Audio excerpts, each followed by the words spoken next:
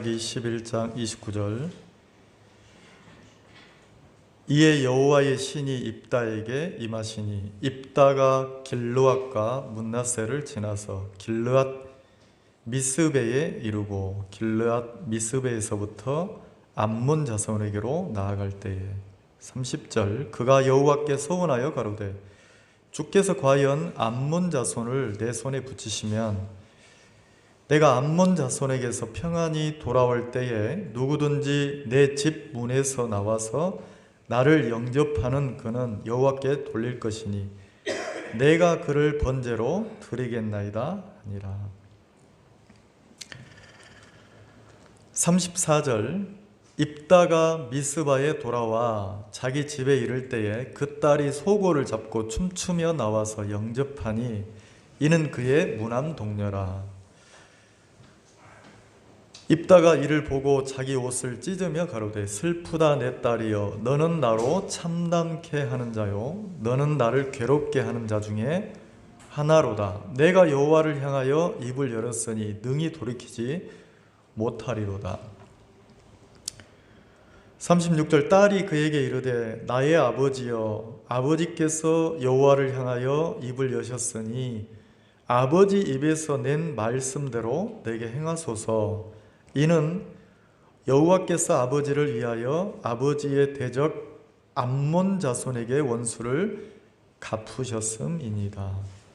아비에게 또 이르되 이 일만 내게 허락하사 나를 2달만 용납하소서. 내가 나의 동무들과 함께 산에 올라가서 나의 처녀로 죽음을 인하여 애곡하겠나이다. 이르되 가라 하고 2달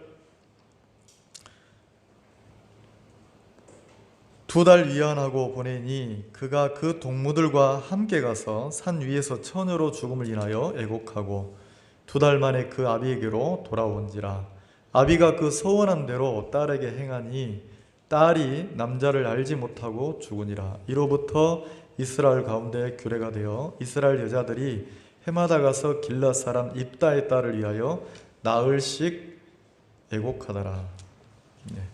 입다에 관한 이야기인데 설명이 잘 될지는 모르겠습니다. 이렇게 인생을 이렇게 살다 보면 저도 이제 50대 중반이 돼서 60을 향해서 이렇게 막 가는데 인생을 이렇게 살다 보니까 내가 원하든 원치 않든 소중한 것을 잃어버리는 것도 참 많더라고요.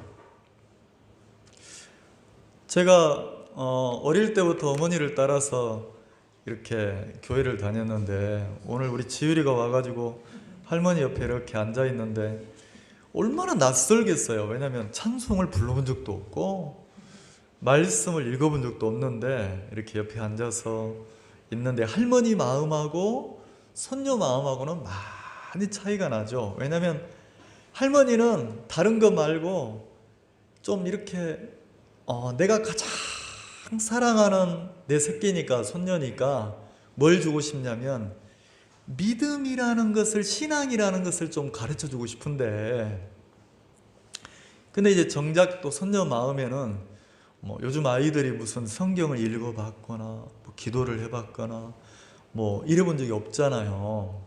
그러니까 참 낯설겠다 이런 마음이 드는 거예요. 근데 이제 옆에 앉아있는 모습만 봐도 그냥 고맙고 감사한 마음이 들고 막 이러는 거죠.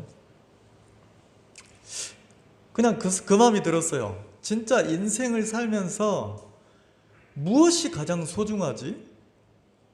어떤 게 가장 가치가 있고 귀중한 걸까? 이런 마음이 드는 거예요. 제가 원하지 않는데 나는 그렇게 뭐 살려고 생각하지 않았어요. 근데 어떤 이렇게 목회자의 길을 걷는다고 젊어서부터 한평생을 내 인생을 다 들여서 이렇게 복음의 길로 어떤 목회자의 길을 이렇게 걸어왔는데 나는 그게 옳은 길이라고 생각을 했어요. 그리고 잘 살아가는 거라고 생각을 했어요. 왜냐하면 한 번밖에 없는 인생을 내가 내 자신을 위해서 막 살다 죽는 것보다 이렇게 저희 아버지가 제가 이렇게 탁 이렇게 중학교 올라갈 때 아버지가 저한테 뭘 가르치셨냐면, 우리 아버지는 많이 배우신 분이 아니에요. 근데 이제 인생에 대한 무슨 철학 같은 것을, 당신 철학을 나한테 삶 속에서 많이 보여주셨다 싶어요. 중학교를 막 올라갔는데, 그럼 내가 지금 중학교 올라가면 어린 아이잖아요. 근데 저희 아버지가 뭘 이렇게 가르치시냐면, 아버지가 쓰시는 책상이 있어요. 조그만한 안전뱅이 책상이 있는데, 거기에는 그 전화번호 책도 있고, 그 동네 이렇게 이것도 있고, 그리고 막 그 나라에서 나오는 이것도 있고, 그 다음에 그 서랍에는 아버지가 소중히 여기는 담배 이런 게 막 들어있어요. 근데 중학교로 올라갔는데 아버지가 한날은, 그 시절에는 전기가 자주 막 이렇게 나왔다 들어갔다 할 때니까 전기가 나갔는데, 아버지가 아버지 작은 책상 위에 촛불을 켜놓는 거예요. 촛불을 켜고 저한테 뭐라고 하시냐면, 내가 어린 나이인데, 아들아, 이제부터는 아빠라고 부르지 마라. 아버지라고 불러라. 남자는 성장하면 아버지라고 부르는 거야. 아빠라 아빠 하는 거는 아기 때나 어릴 때나 아빠 하는 거지, 남자가 성장하면 이제부터는 아버지라고 부르는 거야. 근데 이제 그게 무슨 차이가 없는 것처럼 느껴지는데, 그때 처음으로 제가 느낀 게 뭐냐면, 지금까지는 내가 내 아버지를 뭐라고 불렀냐면 아빠라고 불렀어요. 아빠 이렇게. 그러니까 아빠라고 부를 때는 내가 어리광도 부리고, 내가 아빠라고 부를 때는 늘 도움을 받아야 되고 막 이렇게 생각을 했는데, 그날 저녁에 아버지가 저를 보고 아빠라고 부르지 말고 아버지라고 부르라는 거예요. 그리고 저를 어떻게 대하시냐면 다 큰 아들로 대해주시는 거예요. 그럼 네가 이제 장성했으니까 이제는 아버지라고 부르고, 그리고 네가 집안도 생각하고 어머니도 생각하고 막 이래야 된다는 거죠. 내 생각을 좀 넓혀주신 거죠. 한참 대화를 했는데 아버지가 마지막에 뭐라고 하시냐면, 내가 인생을 살아보니까 인생이 참 짧고 인생이 참 더덥더라. 그러면서 뭐라고 하시면, 갑자기 그 조그마한 촌데, 쓰다가 이제 썼던 초니까 작은 촌데 거의 이제 책상에 붙었어요. 근데 뭐라고 하시냐면, 인생이 꼭 이 초 같더라 그러시는 거예요. 이렇게 불을 켜면, 초가 불빛을 내려면 자기 몸을 태워야 되잖아요. 몸을 태워서 불빛을 내면 낼수록, 시간이 지나면 지날수록 초가 점점 타들어가서 없어진다는 거죠. 그러면서 뭐라고 하냐면, 이제 얼마 안 남았다는 거죠. 금방 사라지는 인생인데, 그러면서 뭐라고 하시냐면, 나는 내 아들이 인생을 살면서 이렇게 자기만을 위해서 안 살았으면 좋겠다. 나는 어려운 시대에 태어나서 어려운 시절을 겪으면서 가족 챙기느라고 이렇게 돌아볼 수 없었는데, 나는 네가 이렇게 아빠처럼 아버지처럼 살지 말고 좀 가족도 돌보고, 또 동네도 돌보고 주변도 돌보고, 남들을, 다른 사람을 좀 살피면서 섬기면서 이렇게 사는 인생을 살았으면 좋겠다, 이런 얘기를 해주신 적이 있어요.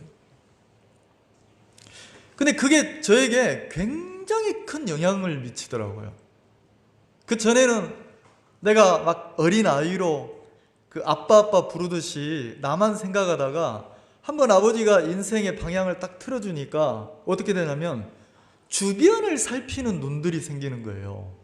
친구들하고 있으면 친구들이 불편하지 않을까? 그리고 다른 분들하고 있으면 또 다른 분들이 좀 불편하진 않을까? 이렇게 주변을 살피는 마음이나 눈들이 많이 그 이후로 커지게 됐어요. 그리고 이제 교회를 다니고 이렇게 살았는데, 그래서 그런지 모르겠는데 제가 이렇게 목회자의 길로 인생이 이렇게 접어들어서, 저뿐만 아니라 이제 저희 형님들도 다 그런 길들을 걷고 계시는데, 그래서 이제 나름대로 무슨 마음을 가졌냐면, 그래, 내가 인생 참 가치 있게 잘 사는 거지, 이런 생각을 많이 했단 말이에요. 근데 세월이 20년 지나고 30년 지나고 세월이 이제 중년을 지나서 이제 막 노년으로 접어드니까, 살아보니까 내가 계획하지 않았는데 소중한 것들을 잃어버린 게 너무 많은 거예요.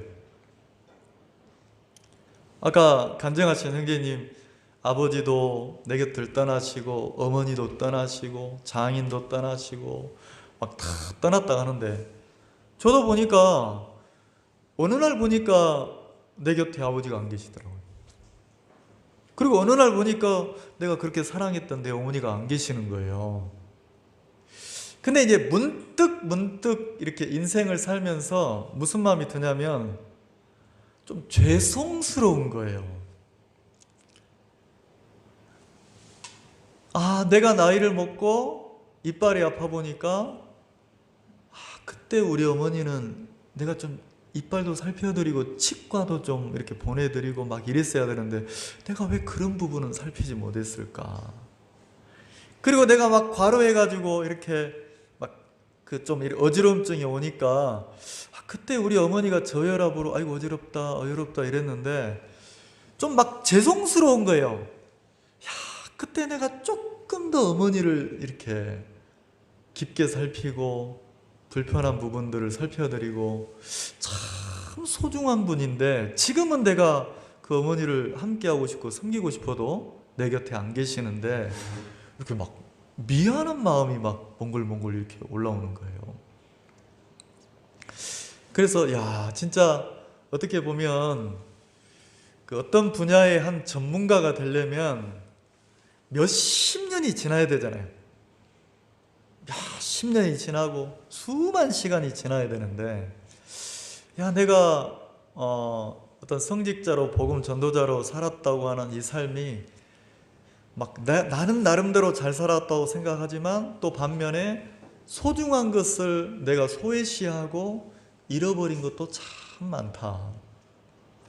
그래서 내가 조금 더 부모님을 더 살필 수 있었는데 그러지 못한 것도 있고, 또 내 주변의 가족들이나 친구들이나 또 내 주변에 참 소중했던 분들이 많은데 내가 한쪽에 마음을 쏟다 보니까 본의 아니게 그쪽으로 소홀하고 이렇게 살피지 못한 부분이 많지 않은가, 이런 생각이 드는 거예요. 그래서 그런 마음이 들수록 무슨 마음이 드냐면, 그럼 지금 내 곁에서 함께 해주는 분들이 한 분 한 분 너무 소중하구나, 이런 마음이 들었어요. 그래서 오늘은 또 이렇게 지율이가 이리 왔는데 그냥 이렇게 그 소녀가 왔다는 마음이 드는 게 아니고 막 너무 소중하게 느껴지고 고맙게 느껴지는 거예요. 그 작은 아이가 와서, 그리고 생전 처음으로 저 가운데 이렇게 앉아 있는데, 얼마나 이렇게 낯설지 않을까. 그 아이 마음에서 생각해 보면 이런 마음도 들고, 그리고 이제 이렇게 잠깐 이렇게 화장실 갔다 온다고 나갔는데, 또 이제 그 어떤 형제님 부부가 이래 오셨는데 너무 막 반가운 거예요. 너무 고맙고. 그리고 이제 아까 그냥 제가 이제 말씀 시간이지만 제 마음의 이야기니까, 마음의 표현이니까 그냥 이렇게 좀 그런 마음이 들었어요. 참 감사하다. 아까 뭐 이렇게 재정을 맡고 이렇게 재정을 보고하는, 재정을 맡으신 그 형제님이나 자매님도 고맙고, 또 이렇게 그 피아노를 이렇게 치면서 이렇게 매주마다 봉사하시는 그 자매님도 고맙고, 그리고 이제 그 민호 형제 간증하셨는데, 이렇게 나는 좀 이렇게 간증 들으면서 너무 막 이렇게 뜨거워지는 거예요, 마음에서. 왜냐면 이렇게 외로움도 많더라고요. 그럼 내가 찬송 지휘하고, 작은 교회니까 내가 찬송 지휘하고 예배 준비하고 막 이렇게 하는데, 어쩔 때는 예전에는 찬송 지휘 끝나고 나면 내가 지쳐보는 거예요. 그래서 이제 그때는 안 보였잖아요. 그때는 없었어요. 그래서 하나님, 우리 교회도 찬송 지휘를 인도할 찬송 예배를 인도할 형제를 보내주세요. 이렇게 기도한 게 몇 년인데 아까는 그 마음이 드는 거예요.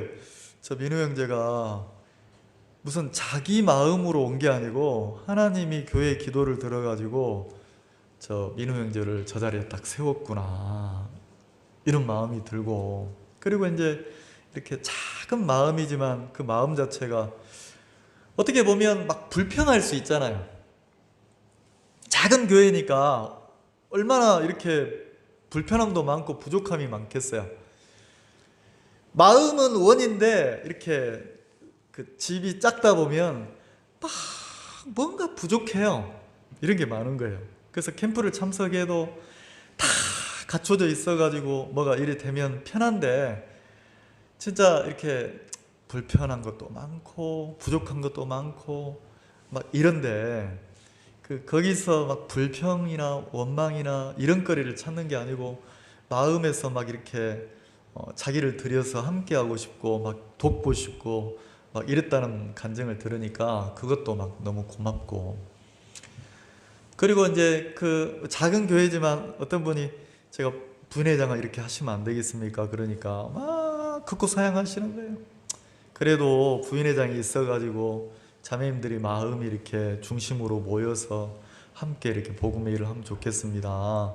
이러니까 이제 그 기도해 보세요. 이래가지고 부회장을 맡아서 일을 하는데 막 그분도 감사하고, 그리고 막 부엌에서 교회가 시작할 때부터 수년 동안 진짜 막 그 부엌에서 굳은 일 잦은 일 이래 하면서 어쨌든 이렇게 부엌을 담당해 세우신 자매도 고맙고, 뭐 제가 뭐 직분을 맡은 분들만 이렇게 얘기하지만 여러분들 한 분 한 분 이렇게 생각하면 무슨 마음이 드냐면, 이게 사람들은 요즘은 갈수록 부담이 싫으니까 어떤 교회를 원하냐면 큰 교회를 원해요. 그리고 우리 주변에 대형 교회가 너무 많잖아요. 왜냐하면 내가 조용히 가고 싶을 때 가고, 그리고 내가 언제든지 오고 싶으면 오고, 내가 이렇게 교회를 한번 가고 와도 아무 표가 안 나는 큰 교회, 이걸 원하잖아요.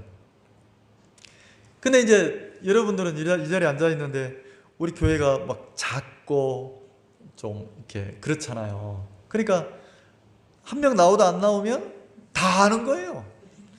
왜 안 나왔대? 뭐 때문에 안 나왔대? 아프대? 그럼 막 이러고. 그러니까 어떻게 보면 부담이 큰 거잖아요. 부담도 큰 거잖아요. 그리고 이제 어쨌든 크든 작든 집안을 운영하려면 이렇게 재정도 필요하니까 여러분들이 어렵게 번 돈을 연보하면 연보를 해가지고 이 교회를 운영하고 이렇게 하시는데, 그러니까 이게 한 분 한 분 생각하면 무슨 마음이 드냐면 진짜 고맙다, 소중하다, 이런 마음이 드는 거죠. 어느 누구라고 할 것 없이.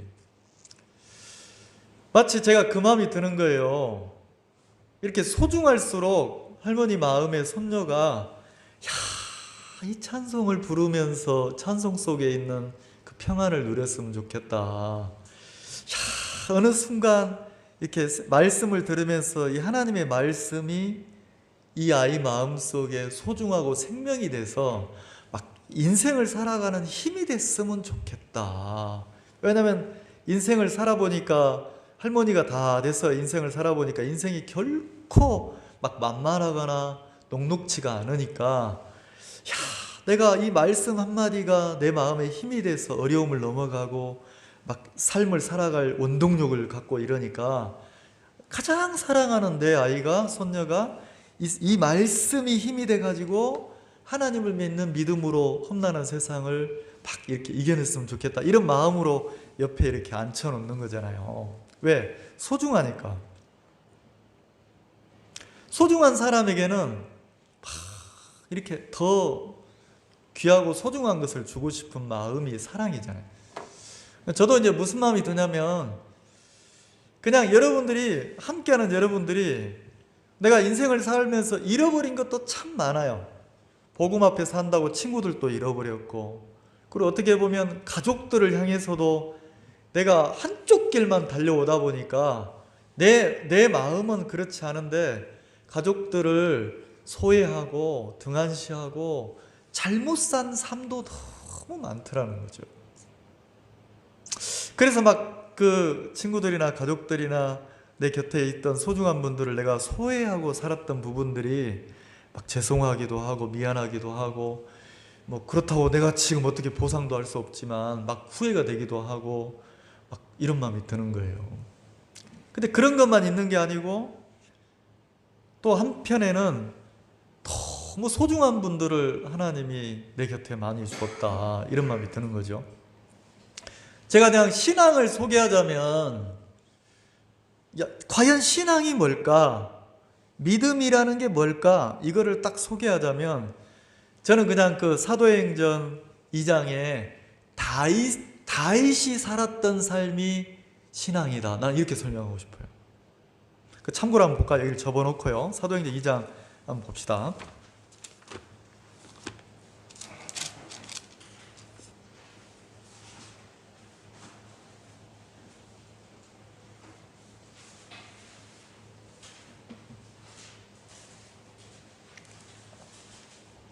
사도행전 2장 25절.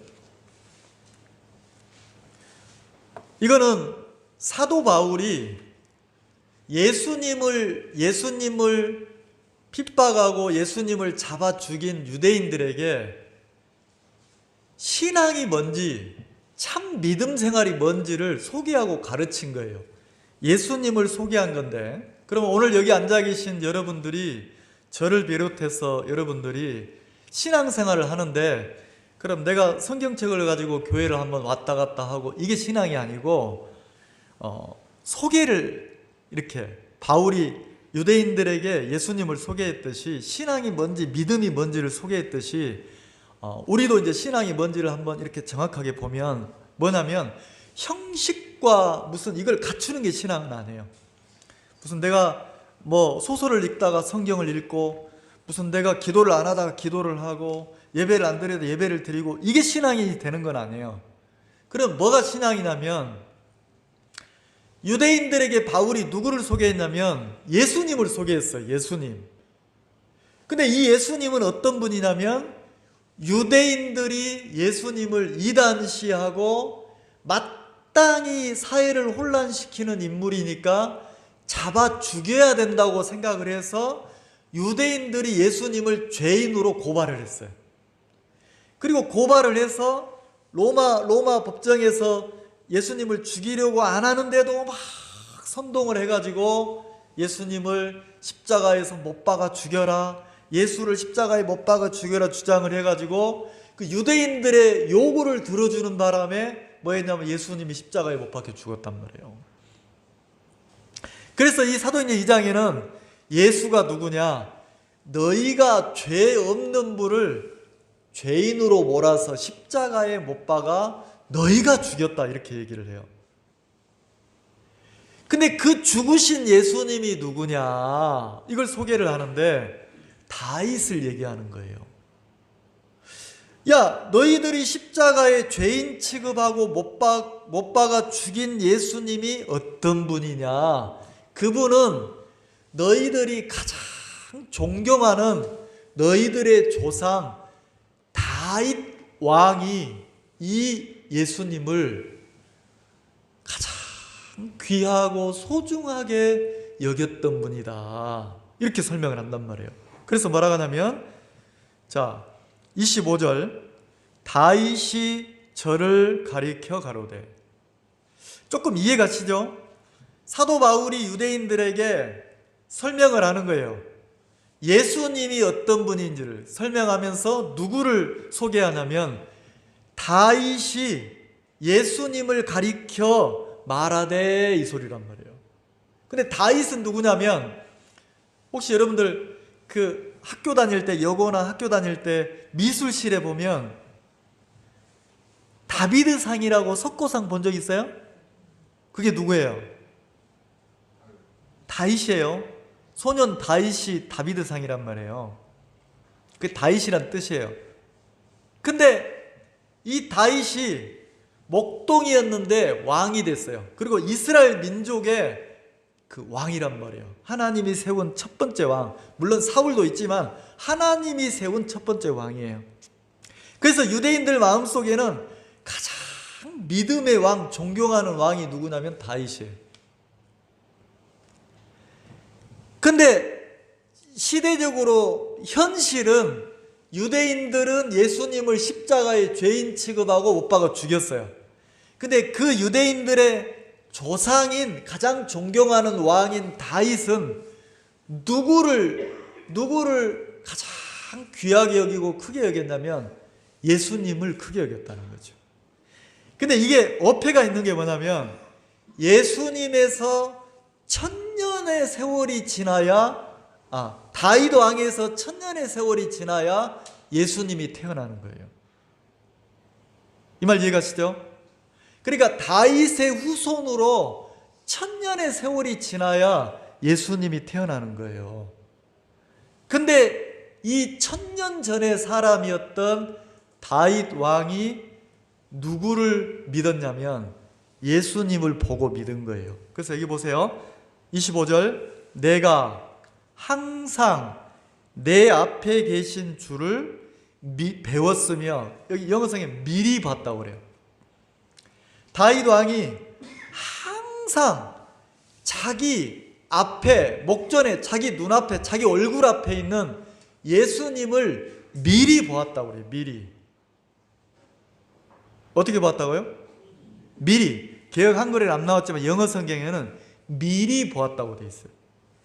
그럼 이게 천년 뒤에 태어나실 예수님인데 다윗 왕은 천년 전에 미리 봤어요. 누구를 봤어요?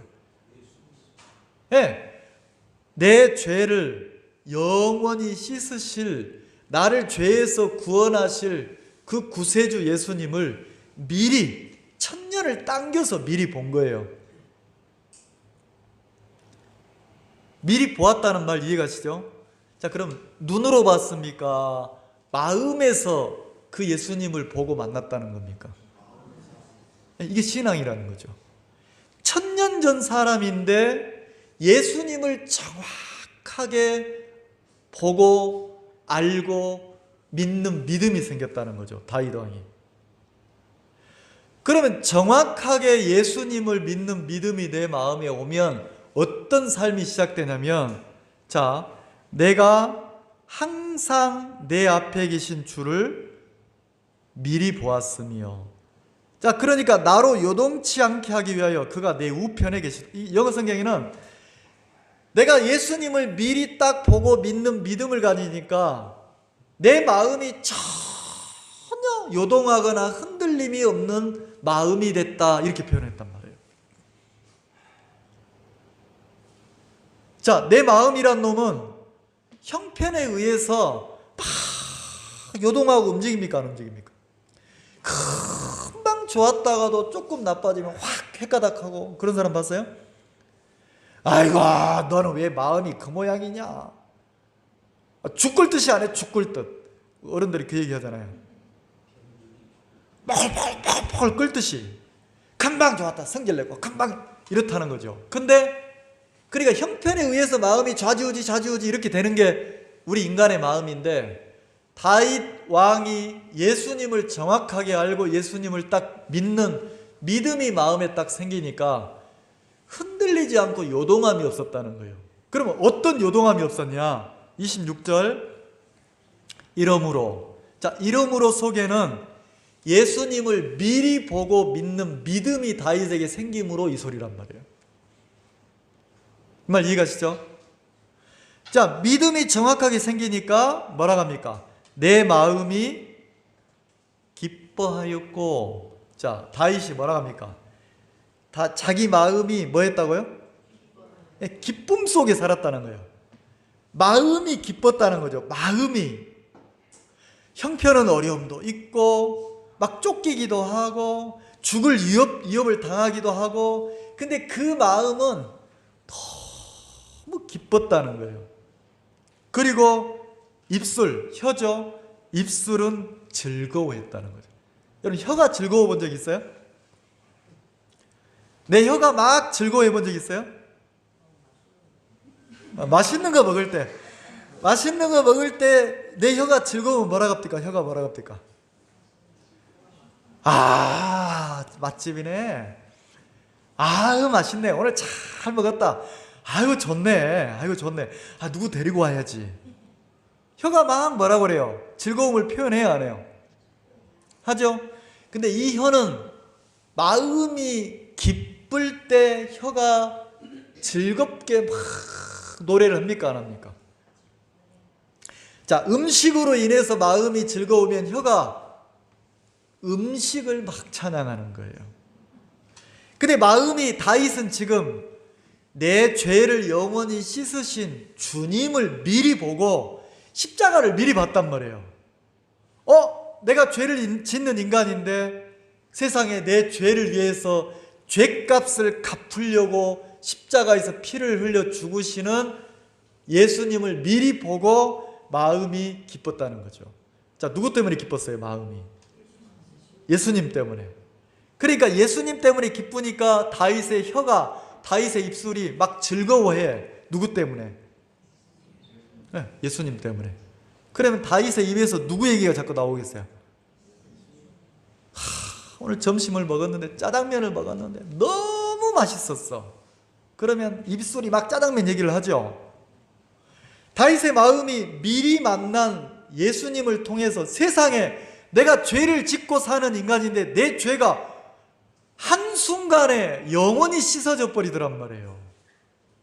자, 죄는 기억이 안 나요, 없는 게 아니고, 죄는 반드시 죄에 대한 값을 지불하면 끝이 나는 거예요. 신호등을 어기고 3만 원 벌금이 나오면 고지서를 가지고 은행 가서 어떻게 하면, 요즘은 지로용지를 이렇게 계좌로 넣지만 옛날에는 은행 가서 3만 원 딱 내고 나면 신호를 위반한 죄가 사라져요, 안 사라져요? 끝납니까, 안 끝납니까? 끝나죠? 신호를 어긴 기억은 있는데 3만 원을 벌금을 내고 나면 죄가 끝이 나야 안 나요? 왜? 죄값을 치렀으니까. 그럼 다윗은 뭘 봤습니까? 1000년 후에 이 땅에 오실 예수님이 자기는 죄를 짓는 인간인데 내 죄값을 치르기 위해서 십자가에 죽더란 말이에요. 근데 예수님이 십자가에 한번 죽으심으로 말미암아 내 죄가 영원히 씻어지더라는 거지. 어떻게 씻어져요? 이 놀랍잖아요. 예수님이 십자가에 딱 한 번 죽으셨는데 자기 죄가 영원히 씻어져 버리는 거예요. 그럼 자기 죄가 영원히 있어요, 없어요? 다윗은 자기 죄를 머릿속에 기억할지 몰라요. 근데 하나님의 장부에 보니까 다윗의 죄가 영원히 씻어졌어요, 안 씻어졌어요? 예수님의 십자가에 피 흘리셔 죽으심으로 죄가 영원히 씻어졌어요, 안 씻어졌어요? 씻어졌잖아요. 그걸 보니까 너무 마음이 행복한 거예요. 죄송합니다만 이렇게 설명해 봅시다. 저는 신앙을 배우기 전에는 내가 좀 착한 사람인 줄 알았어요. 내가 성경을 배우기 전에는 나도 좀 믿을 만한 사람인 줄 알았어요. 괜찮은 사람인 줄 알았어요. 그도 그렇게 어릴 때부터 아이고 잘한다, 아이고 착하다, 아이고 효자다, 주변에 이 귓속으로 자꾸 그 소리가 들어오니까 나도 내가 좀 착한 사람인 줄 알았어요. 근데 내가 성경을 배우고 믿음을 배우고 내 마음의 눈이 뜨였어요. 눈이 뜨이면서 뭘 봤냐면 나를 본 거예요. 누구를 봤다고요? 자, 이 귀에는 자꾸 지금도 들려와요. 아이고 참 착하시네, 아이고 선하시네, 아이고 죄도 안 짓게 생기셨네. 어떻게 생겼어요? 여러분 저를 한번 보세요. 저를 보니까 막 괴물처럼 생겼습니까? 착하게 생겼습니까? 근데 이건 남들이 나한테 해주는 소리고, 내가 신앙을 배워본, 신앙을 하다 보니까 어떤 눈이 뜨이냐면 진짜 나를 보는 눈이 뜨이는 거예요. 어떤 형제가, 어떤 분이 결혼을 했어요. 너무 아내가 예쁜 거예요. 근데 이 형제는, 이분은 한 번도 아내 화장을 지운 얼굴을 본 적이 없어. 근데 신혼이 지나고 어느 날 일어났는데 깜짝 놀랐다는 거지. 낯선 여자가 있다는 거예요. 어느 날 화장을 다 지우고 이 아내가 일찍 일어나 화장을 했어야 되는데 그날은 이제 뭐 세월도 지났겠다 화장을 안 한 거예요. 그러니까 막 깨 죽은 깨 막 이러면서 막 없던 점도 보이고 막 이러니까 깜짝 놀랐다는 거지. 뭘 본 겁니까? 진짜 얼굴을 본 거예요. 진짜 얼굴. 근데 진짜 얼굴 위에다가 자꾸 뭐예요? 덧바르는 거야. 곱게 덧바르니까 이상하죠. 가려지고 이쁘게 보이는 거예요. 근데 실은 벗겨내보면 진짜가 있어요 없어요? 있다니까. 그럼 나는 진짜를 본 거예요. 내가 신앙을 배우면서 진짜를 봤는데 나는 옛날에는 늘 남을 봤어요. 너 왜 그 모양이냐? 너 왜 그렇게 했냐? 근데 성경은 뭐 같냐면 거울 같아요. 거울. 뭐 같다고요? 내가 진짜 성경을 배우고 신앙을 배우기 시작하면 거울 속에 거울을 들여다보면 누가 보입니까? 내가 보이기 시작하는 거예요. 아, 사람들이 나를 보고 착하다 하고 선하다 하고 사람들이 나를 보고 잘했다 하는데 속에 들어가 보니까 거울을 보니까 내 마음이 보이는 거예요. 내 마음을 보니까 내가 속 좁고 지랄 같고 옹졸하고 진짜 야비하고 누구를 세우기 좋아합니까?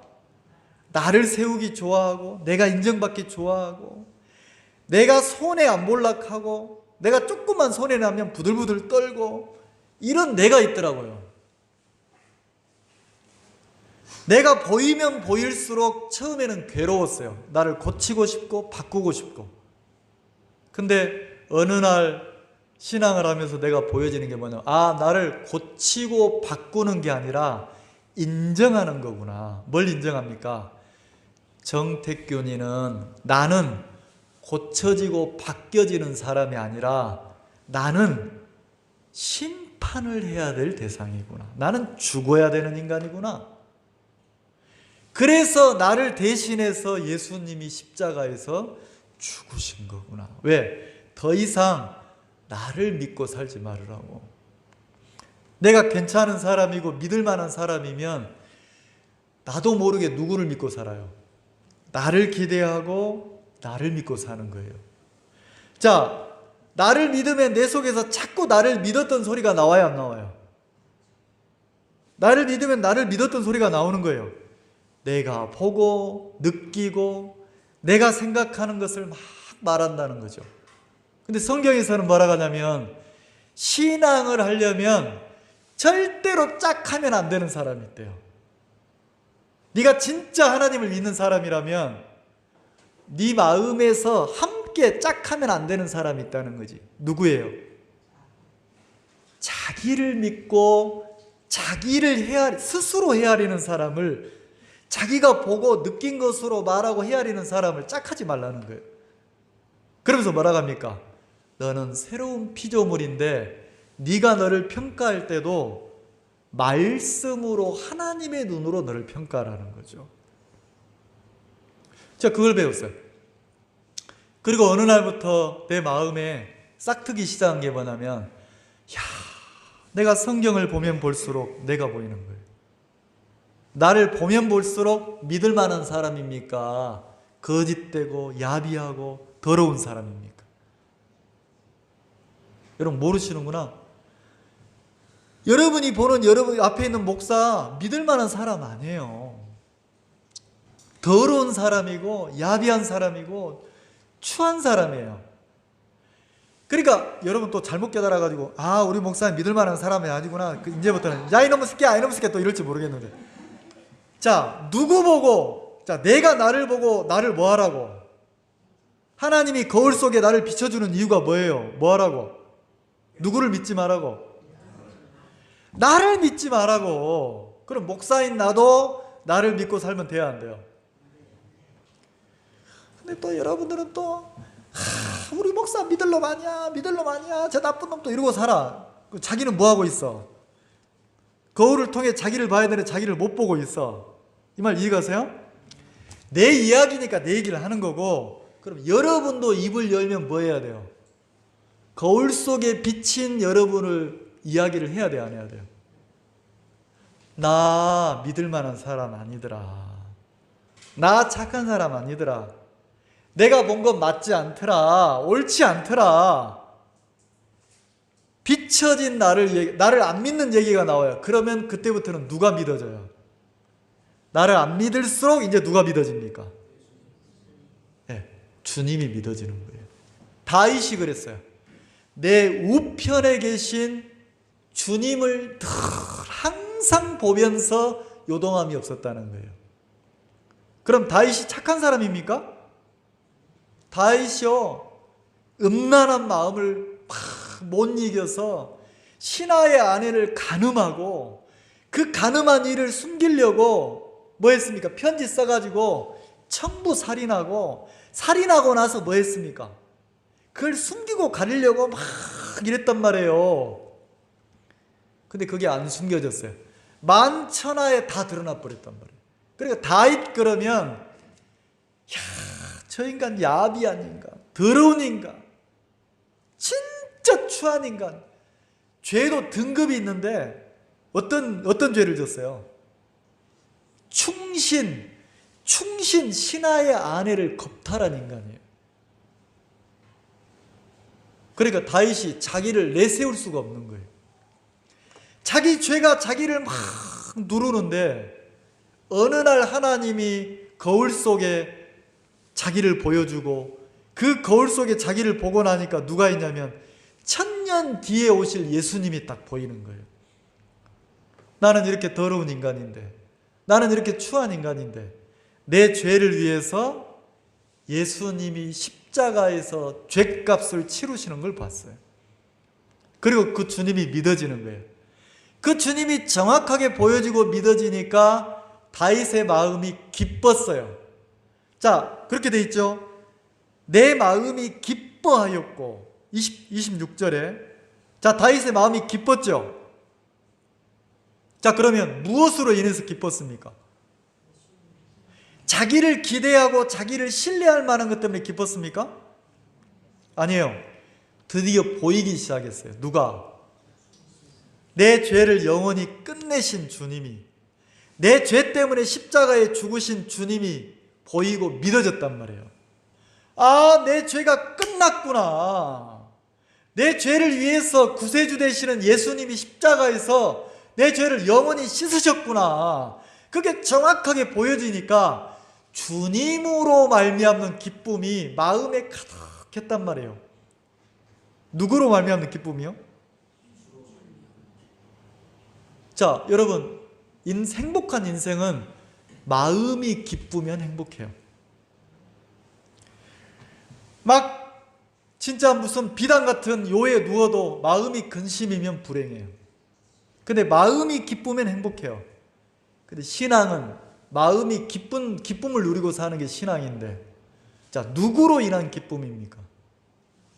주님으로 인한 기쁨을 누리고 사는 게 신앙이라는 거죠. 자, 마음이 기쁘니까 입술이 뭐예요? 입술이 즐거워요. 그럼 입술이 막 누구를 찬양합니까? 입만 열면 원망하고, 입만 열면 불평하고, 입만 욕하고, 이거는 육 속에 머물러 있어서 그래요.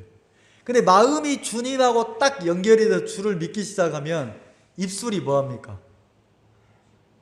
그 주님이 내게 행하시고, 그 주님이 내게 보이시고, 그 주님이 나를 내 삶 속에 도우시는 주님이 보이면 막 야야 있잖아, 세상에 하나님이 이렇게 나를 도우시더라.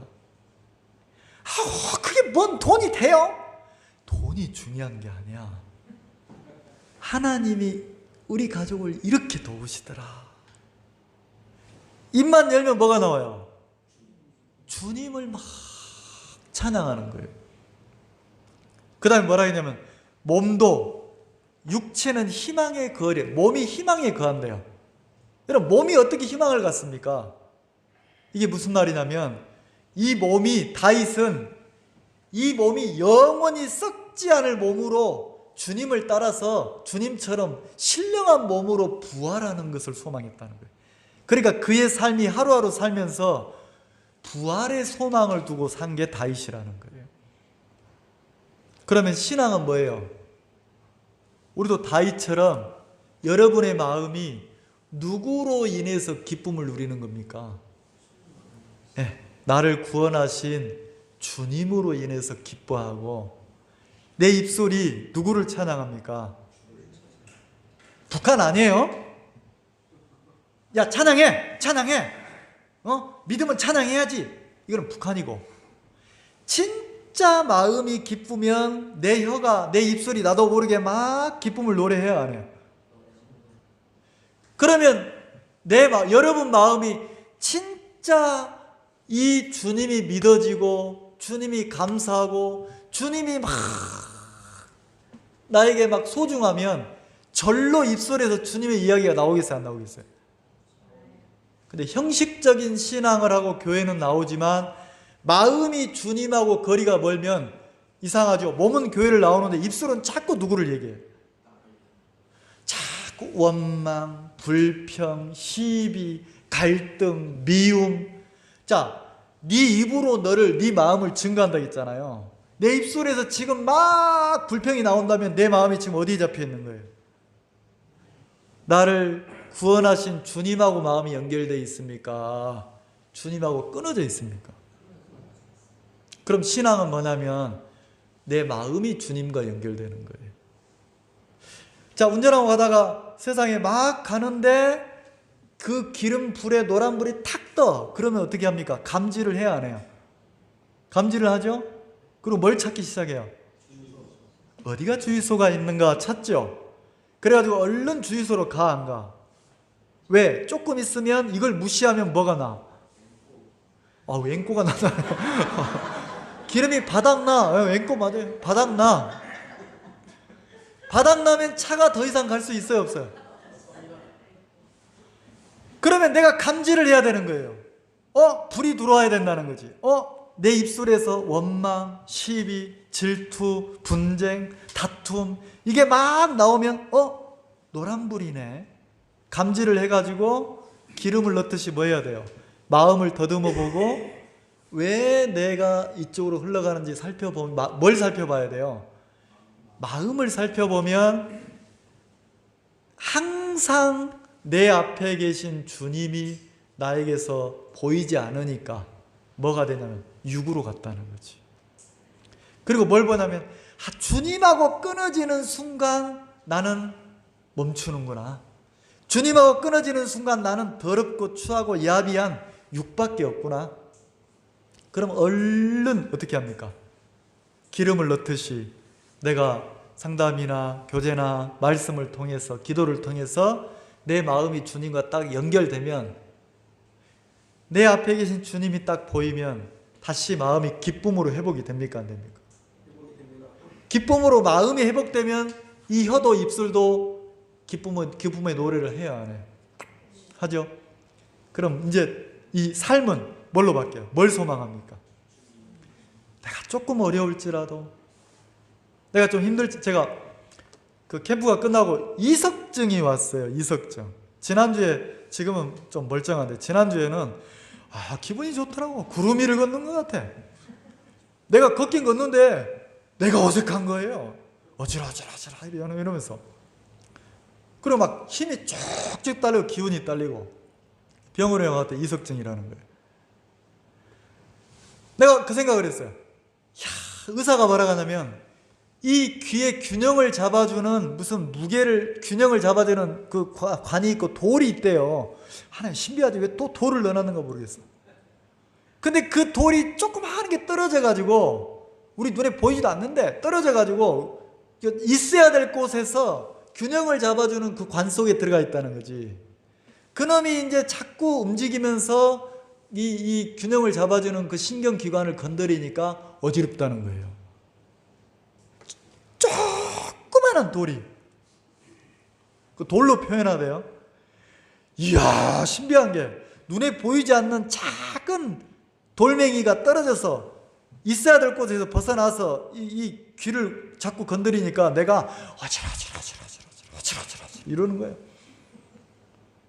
그러면서 내가 느껴지는 게 참 나라는 존재가 미물이구나. 미물, 먼지 같구나. 잘난 척할 게 있어요, 없어요? 내가 주특기가 잘난 척인데 잘날 게 못하겠더라고. 내가 걷는 거예요? 내가 막 운동하고 걷는 거예요? 그 작은 돌멩이 하나가 내 정상적인 위치, 몸 기능을 못하도록 신경을 건드리니까 제대로 걷지도 못하겠는 거예요. 정상적으로 이게 사무가 안 되는 거예요. 어지러지러 이러는 거예요. 근데 이상하죠? 내가 감사한 게 뭐냐면 내 마음이 다윗처럼 조금 나도 믿음을 배워놓으니까 형편은 어지럽고 이러는데 내 마음이 전혀 막 걱정이나 염려나 두려움이나 이런 데 안 잡히는 거예요. 왜요?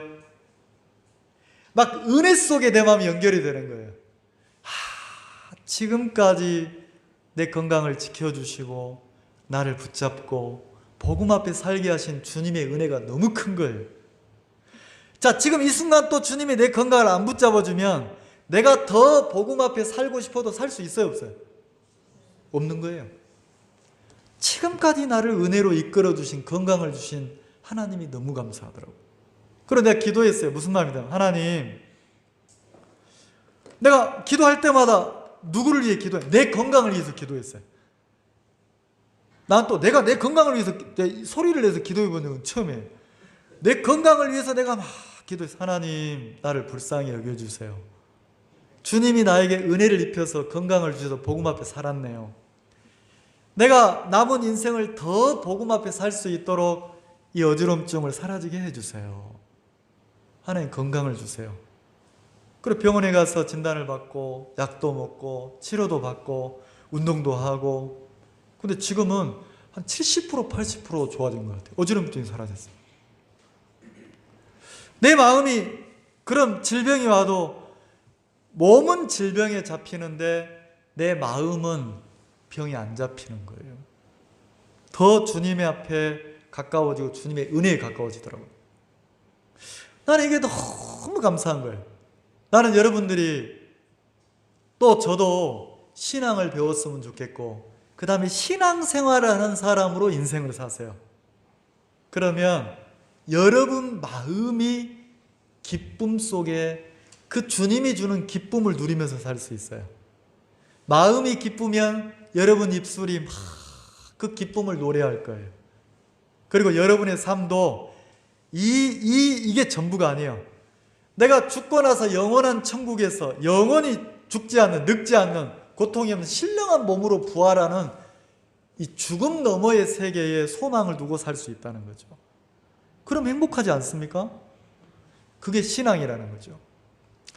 제가 좀 소두가 길었는데, 저는 내가 잃어버린 것도 많지만 하나님이 나한테 주신 것도 너무 많아요. 마치 할머니가 손녀가 너무 소중해서 옆에 앉혀서 예배를 같이 보게 하는 것처럼 가르치고 싶은 거죠.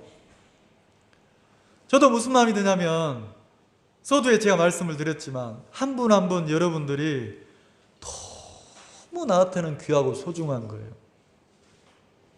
왜요? 하나님이 함께 주를 섬기며 복음을 섬길 수 있도록 허락하셨잖아요. 진짜 막 큰 교회, 대형 교회 많은데도 작은데 부담도 되고 막 때로는 막 어렵기도 한데도 하나님을 믿는 믿음으로 한 말 함께 하시는 분들이잖아요. 자, 그러면 나는 그 마음이 드는 거예요. 주님의 마음으로 좀 가까이 있는 분들을 대하고 싶다. 누구 마음으로요? 말씀 시간에 죄송한데 서로 여러분 마주보면서 고맙습니다 한번 인사 한번 해볼까요? 고맙습니다 한번 해보세요. 감사합니다. 고맙습니다. 함께 자, 그러면 이게 무슨 인사를 배우자가 아니고 진짜 지금 나와 함께, 더군다나 이건 세상 모임이 아니잖아요. 신앙하고 주를 섬기고 복음을 위해 사는데 함께하고 있는 형제 자매들이잖아요. 그럼 한 사람 한 사람이 소중하고 귀합니까, 안 귀합니까? 너무 귀하다는 거죠. 너무 고맙고 소중한 분들이라는 거죠. 그러면 우리가 어떻게 대해야 되냐면 고맙게 대하고 소중하게 대하고 감사하게 대하면 여러분 내 마음에 고마움이 큰데 막 나를 주장할 수 있어요? 소중함이 큰데 막 함부로 할 수 있어요? 없다는 거죠. 더 소중하게 귀하게 대할, 이게 신앙이라는 거예요. 이게 신앙이라는 거죠. 진짜 내가 신앙을 배우고 믿음을 배우면 내 옆에 있는 사람을 귀하게 소중하게 이렇게 아름답게 대한다는 거죠. 근데 그 믿음을 못 배우면 내 마음으로 이런다는 거죠. 저도 신앙이 어린 사람인데 그래서 하나님을 더 배우고 싶고 믿음을 더 배우고 싶은 거예요. 그리고 본문에 보면 누가 나오냐면 짧게만 얘기할게요. 본문에 보면 사사시대예요. 사사시대라는 것은 이스라엘 나라에 아직 나라가 만들어지고 왕권 정치, 그 왕이 없는 시대예요. 그래서 그때마다 때를 따라서 이렇게 그 판결하는 그 머리 역할을 하는 사람들을, 사사라는 뜻이 재판관이라는 뜻인데, 어떤 그때 그 시기에 따라서 순간순간 이렇게 이끌고 지도자 역할을 하는 게 사사예요. 근데 이 사사기에 8번째 사사가, 이스라엘 8번째 사사가 누구냐면 입다예요. 입다라는 사람인데, 근데 이 입다라는 사람이 자, 어떤 배경을 가지고 태어났냐면, 입다라는 사람은 창녀의 아들이에요. 기생 창녀의 아들이에요. 자, 11장 한번 봅시다. 11장 1절.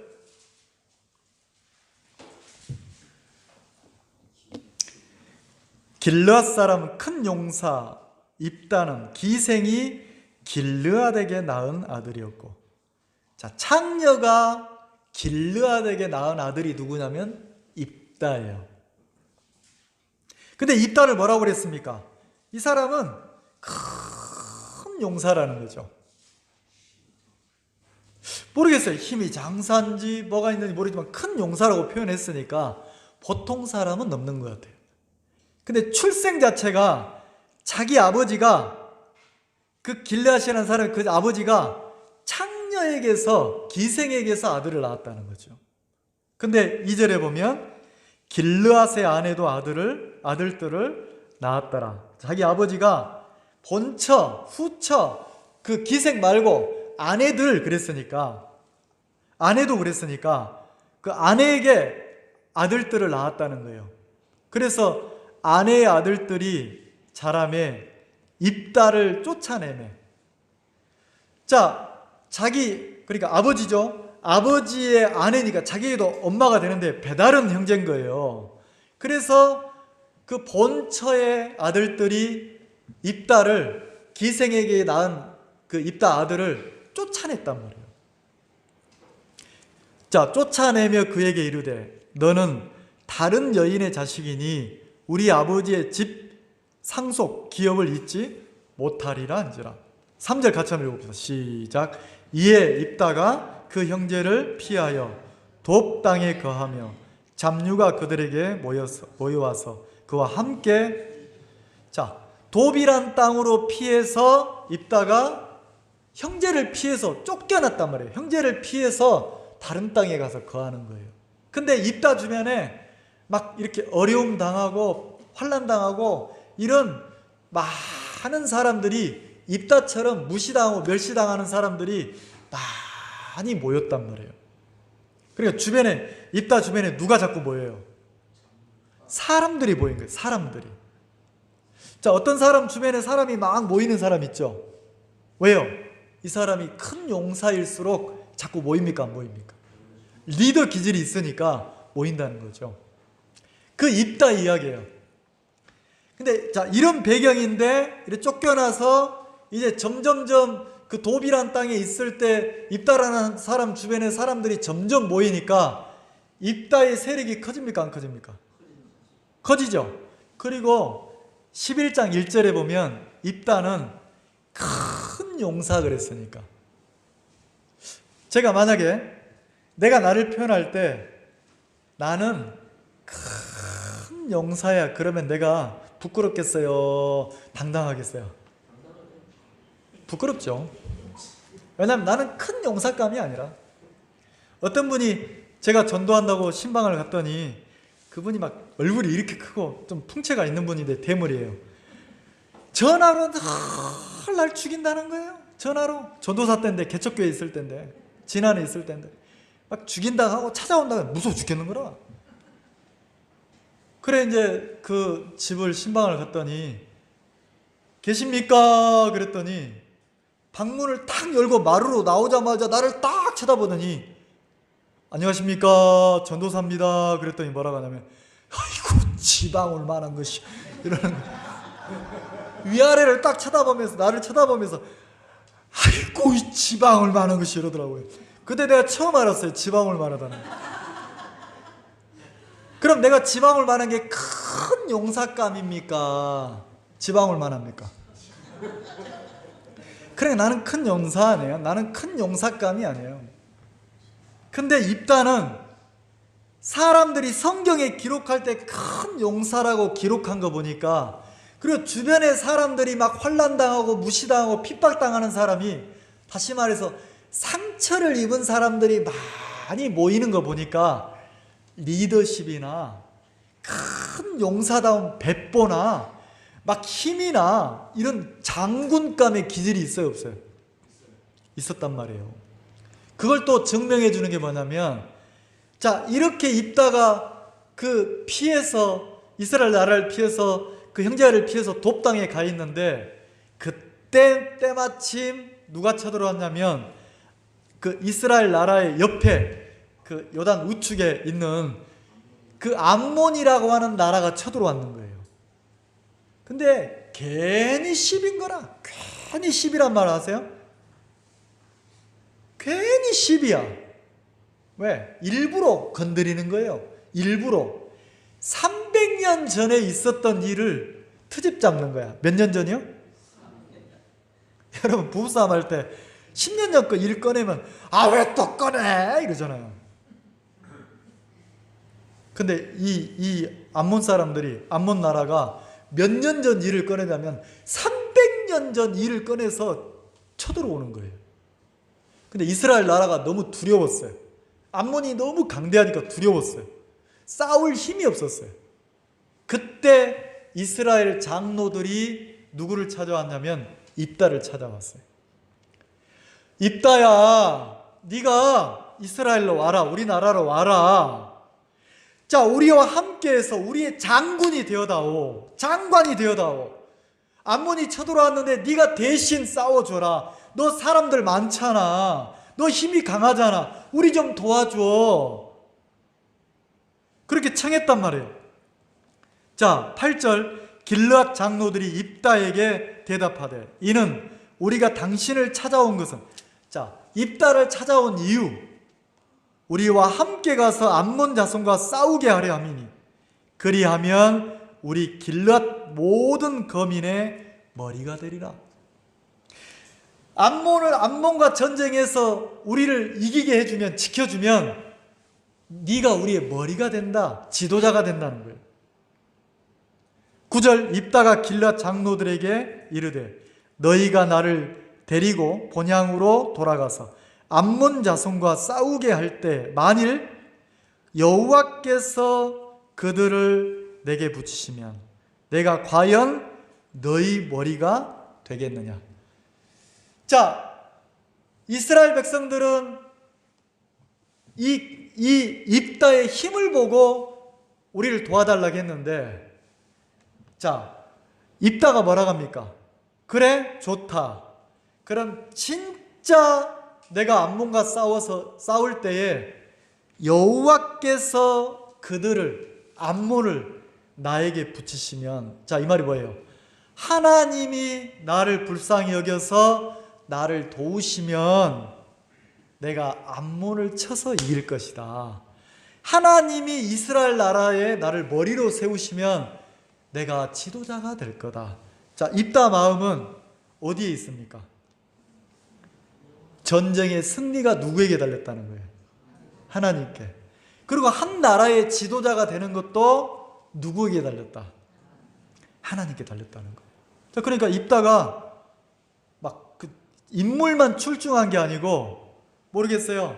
사람은 그 단단한 쇠는 불 속에 들어가서 연단돼야 단단하듯이 입다도 출생이 기생의 아들이고 무시당하고 형제들에게 버림당하고 가족들에게 이래서 그런지 모르겠지만 마음도 너무 좋은 거예요. 그리고 뭐라고 합니까? 하나님을 향한 신앙이 있어요, 없어요? 믿음이 있습니까, 없습니까? 있는 거예요. 그래서 전쟁의 승패가 하나님께 달렸다. 하나님이 나를 도우시면 내가 전쟁에 승리할 거고, 하나님이 나를 이스라엘의 지도자로 세우시면 내가 머리가 될 거다. 이렇게 얘기한단 말이에요. 11절, 이에 입다가 길르앗, 그래서 이스라엘 나라로 가서 입다가 길르앗 장로들과 함께 가니, 자, 왔어요. 백성이 그로 자기들의 머리와 장관을 삼은지라. 입다가 미스바에서 자기 말을 다 여호와 앞에 고하니라. 자, 장관이 되고 나서 입다가 어떻게 합니까? 누구 앞에 고합니까? 하나님 앞에 자기를 고백하고 이야기하더란 말이에요. 그리고 13절부터, 자, 13절, 14절부터 여러분 나중에 읽어보세요. 28절까지는 입다가 자기 나라를 쳐들어온 암몬 사람들에게 딱 가가지고 말싸움하는 거예요. 뭐 한다고요? 자, 말싸움이라는 건 뭡니까? 내 속에 정확한 지식이나 이론이나 내 속에 정확한 정보가 없으면 말싸움을 할 수 있어요, 없어요? 없잖아요. 암몬 사람들이 지금 300년 전 일을 가지고 그 땅 내놓으라고 쳐들어왔는데, 나중에 읽어보세요. 입다가 아주 분명하고 정확한 사실과 지식과 막 이걸 가지고 어떻게 하냐면 암몬을 꼼짝 못하게 하는 거예요. 뭐? 우리 조상들이 우리가 너희들 땅을 빼앗았다고? 말도 안 되는 소리 하고 있네. 하나님이 우리에게 땅을 허락하셔서 우리가 땅을 얻은 거지. 너희들도 신을 믿는데 너희 신이 너희들에게 축복을 주면 축복 안 받냐? 할 말 없게 만드는 거예요. 나중에는 암몬 사람들이 그냥 에이 모르겠다, 몰라 이제는 할 말이 없어. 이 쳐들어올 명분이 없어. 근데 고집을 안 꺾고 이스라엘과 전쟁을 하는 거예요. 그때 입다가 여호와를 힘입어서 전쟁에서 승리를 해요. 이제 전쟁할 때 입다가 뭘 했냐면 하나님 앞에 온 마음을 드렸어요. 그리고 뭐라 했냐면 17절 보세요. 17절 15절 16절은 이스라엘 백성들은 암몬 군대 때문에 두려워하고 근심했는데 17절 입다는 어땠냐면 그때의 암몬 자손이 모여서 길르앗에 진쳤으므로 이스라엘 자손도 모여서 미스바에 진쳤고, 자, 군대가 서로 대립했죠. 18절 길르앗 백성과 방백들이 서로 이르되 누가 먼저 나가서 암몬 자손과 싸움을 시작할꼬 그가 길르앗 모든 거민의 머리가 되리라. 자, 누가 먼저 나가서 암몬 자손과 싸울꼬 이렇게 눈치만 보고 있죠.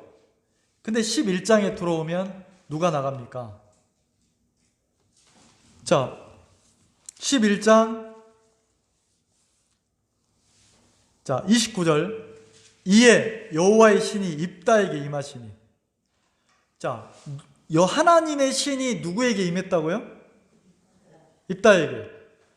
자, 그래 입다가 길르앗과 문나세를 지나서 길르앗 미세베에 이르렀고 길르앗 미세베에서부터 암몬 자손에게 나아갈 때, 이 말은 그냥 그 이스라엘 백성이 진치고 있는 장면이에요.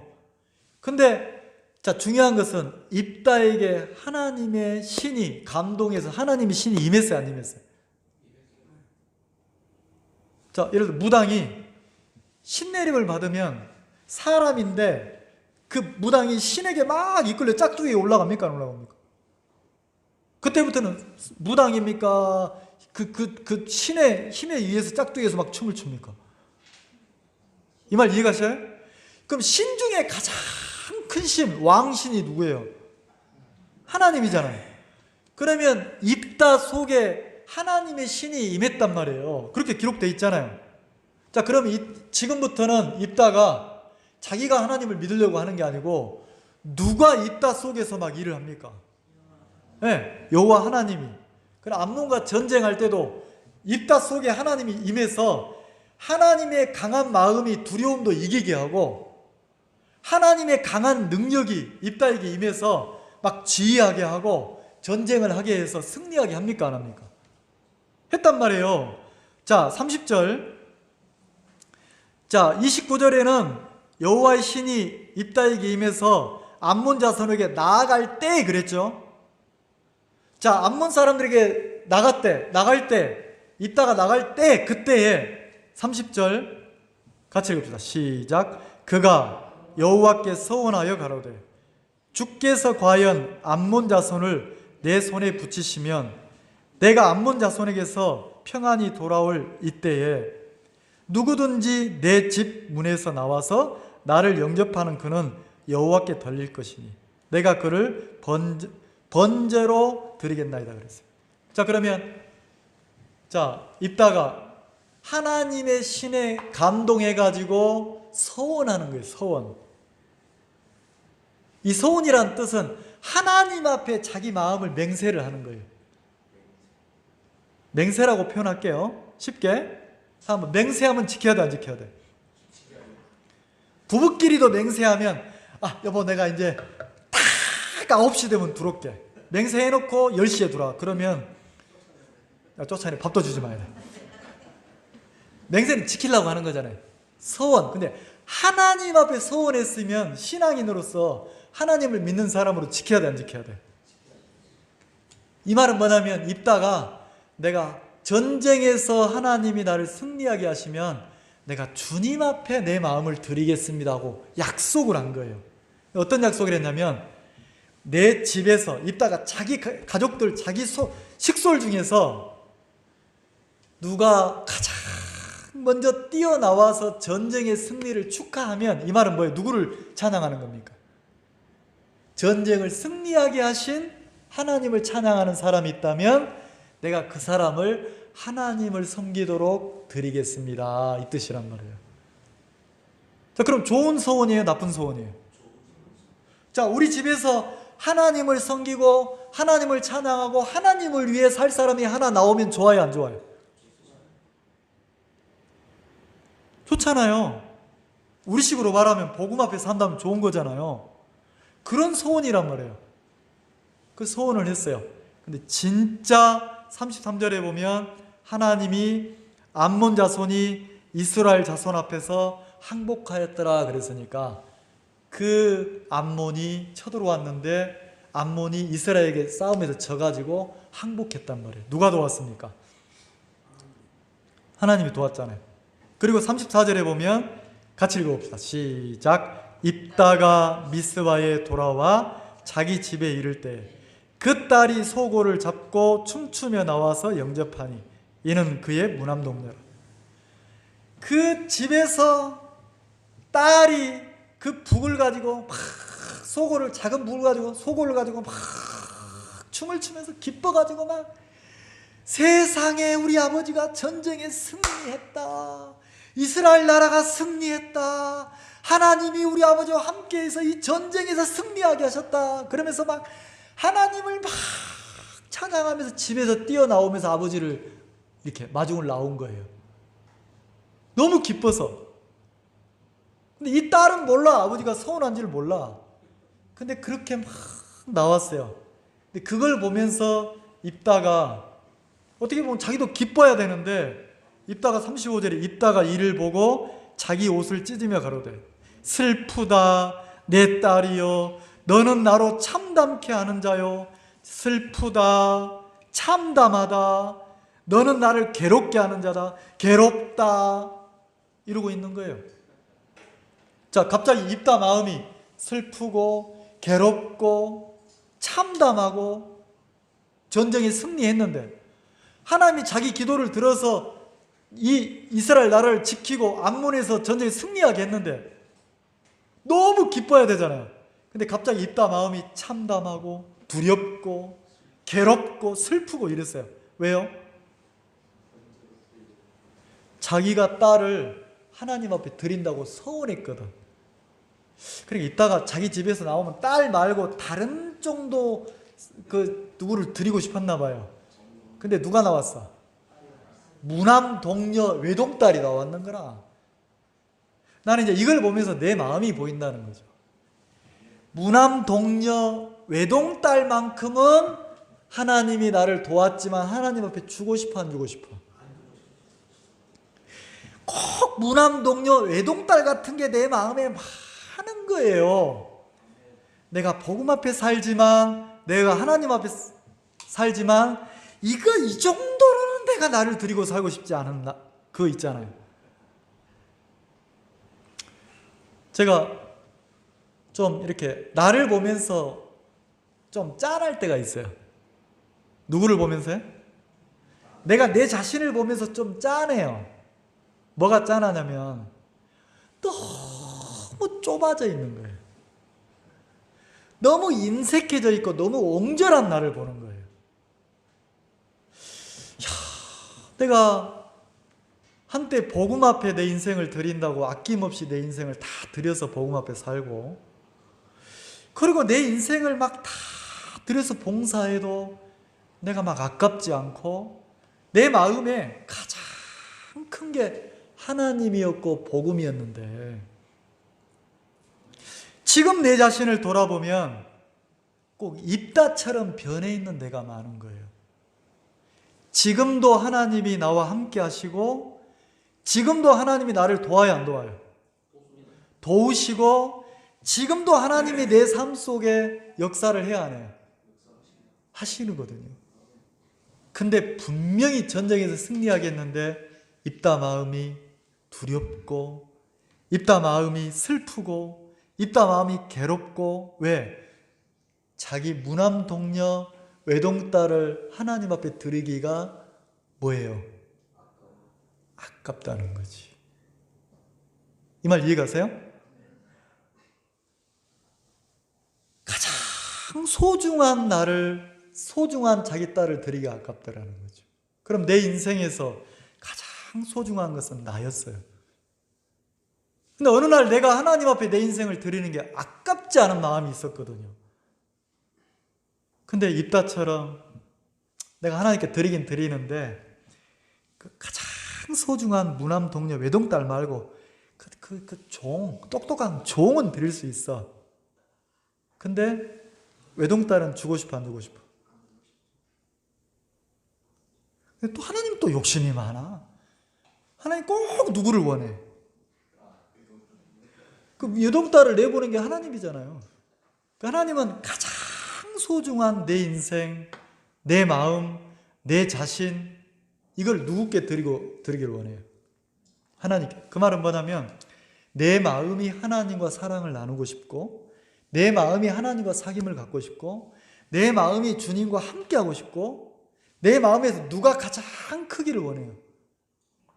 하나님 당신을 최고로 크게 여기길 원하는 거예요. 왜? 그러면 하나님도 당신의 기쁨과 소망과 사랑과 모든 것을 내 것으로 내가 누릴 수 있으니까. 근데 나라는 인간은 아까워하는 거예요. 그래서 이 딸이 나오니까 슬퍼하는 입딸을 보면서 내가 보이는 거예요. 내가 신앙을 하고 믿음 생활을 한다지만, 제가 1, 2분만 더 하겠습니다. 너무 쫀쫀합니다. 근데 뭐라고 합니까? 여기 보면 나중에 서운한 것 때문에, 그럼 입다가 그럼 자기 딸을 번제로 드린다고 했는데, 영어 성경에 보면 번제로가 아니에요. 번제와 같이 그 인생 전부를 드리겠다는 뜻이거든. 그러면 아버지가 슬퍼하는 거예요. 왜 너는 나를 괴롭게 한다? 딸은 지금 뭐하고 있어? 너무 기뻐서 나오는데 아버지가 뭐라고 그래요? 너는 나를 슬프게 하고, 너는 나를 괴롭게 하고, 너는 나를. 자기는 기뻐서 나왔는데 아버지 왜 그래요? 그러니까 내가 하나님께 가장 먼저 하나님을 찬양하고 나오는 사람을 하나님께 드려서 하나님을 위해 살게 하겠다 했거든. 들어보니까 좋은 뜻이요, 나쁜 뜻이요? 좋은 뜻인 거예요. 그래서 딸이 뭐라고 합니까? 아버지, 그 소원 지키면 되잖아요. 나한테 2달만 시간 주세요. 2달. 그 친구들을 데리고 산에 올라가서 2달 동안 친구들하고 막 행복하게 노는 거예요. 그러면서 딱 하나 슬퍼하는 게 있었어요. 뭘 슬퍼했습니까? 자, 거기 읽어봅시다. 37절. 아비에게 또 이르되 이 일만 내게 허락하사. 자, 이 일만이니까 아버지 그거 괜찮아요. 그리고 뭐라 하겠습니까? 딱 한 가지 소원이 있습니다. 나를 2달만 용납하소서. 자, 2달만 뭐하라고 허락해달라는 거예요. 내가 나의 동무들과 함께 산에 올라가서 나의 처녀로 살아가는 것을 위하여 애곡하겠나이다 그래요. 여기 한글 성경에는 죽음이라고 넣어놨는데 영어 성경에는 죽음이란 단어가 없어요. 그러면 이따의 딸이 2달 동안 친구들하고 있으면서 야, 나 이제 내 자신을 위해서 못 살아. 나 하나님께 드려졌어. 나 하나님의 성전 안에, 성소 안에 들어가서 하나님을 위해서 봉사하고 복음을 위해서 살아야 돼. 난 너희들하고 같이 못 살아. 그렇게 처녀로 인하여 이렇게 드려진 것을 좀 슬퍼했단 말이에요. 그도 그럴 것이 이스라엘 여자들은 시집을 못 가고 처녀로 있는 것을 저주라고 여겼어요. 그 시집을 갔는데 자식을 못 낳으면 이것도 저주라고 생각했어요. 근데 이 입다의 딸이 처녀로 하나님께 드려졌으니까 결혼할 수 있습니까? 없습니까? 자식을 낳을 수 있어요? 없어요? 그게 좀 슬픔이라면 슬픔이다. 근데 자기가 하나님께 뭐 했다? 드려졌다. 이렇게 말을 했단 말이에요. 그리고 39절에도 똑같은 얘기예요. 2달 만에 그 아비에게로 돌아온지라. 자, 2달 동안 친구들하고 우리식으로 말하면 속세에 막 기쁨을 누렸어요. 이제는 누구 앞에 드려져야 돼요? 소원한 대로 하나님께 드려져야 돼요.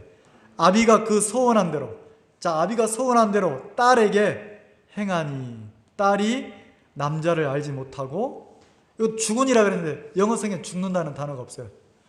그래서 뭐냐면 남자를 알지 아니하고